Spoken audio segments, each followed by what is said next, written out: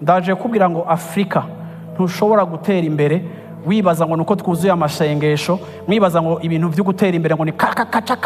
Ivyo ntibishoboka, muzocoka, kuko Imana ikorera mu bitangaza, ariko igice kinini ikorera muri principe.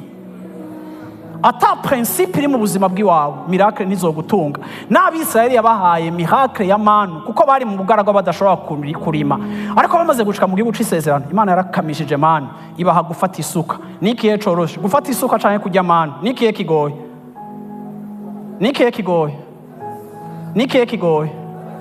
Imana rero yahisemo ibigoye, iba priva ivyoroshe, kuko ni Imana yarakoze ku munsi w'indwi iraruhuka, kandi igikorwa canke kugira ico uriko urakora n'umugisha Imana yatanze.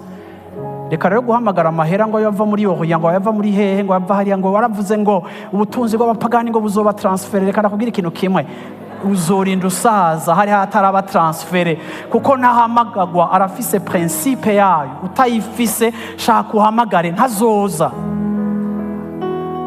No munsi Afrika ngenda babwire inkuru ishobora kuba atari na nziza cane.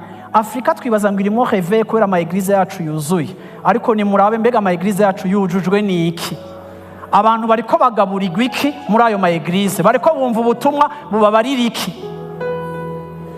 Nimba uriko uravuga ngo cakira, nimba uravuga ngo nguhoraho, nimba uravuga ngo gere, nimba ari ivyo bintu vyujuje ama eglise yacu, ndaje kubwira ikintu kimwe ngo tuzoba dukenye uko twari dukenye mu yindi myaka 10 ikurikira, ariko hari abadutekeye ku mutwe, kuko nta nari mu cakira udatanze.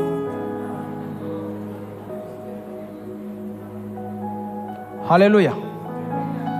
Vyose turavyemerewe, ariko siko vyose bitufitiye akamaro.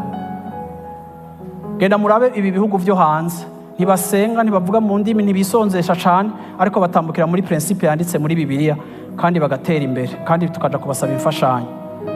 Ariko twebwe tufise umuriro mwinshi, ariko twagira resultat nkeya. So atuwe umuriro Imana irabesha canke nitwe tubesha, kuko Imana yiconze ntibesha. Ça veut dire ko twarahisemo ivyo twakira vy'Imana, turavye-exagera, twanka ibindi, tumeze nk'umuntu aterura ivyimwe akavyimba aruguru, ariko hasi akonda, kandi uwo muntu ateye neza, je suis désolé, sashimwe cane, kuko nta équilibre iri muri koho yiwe.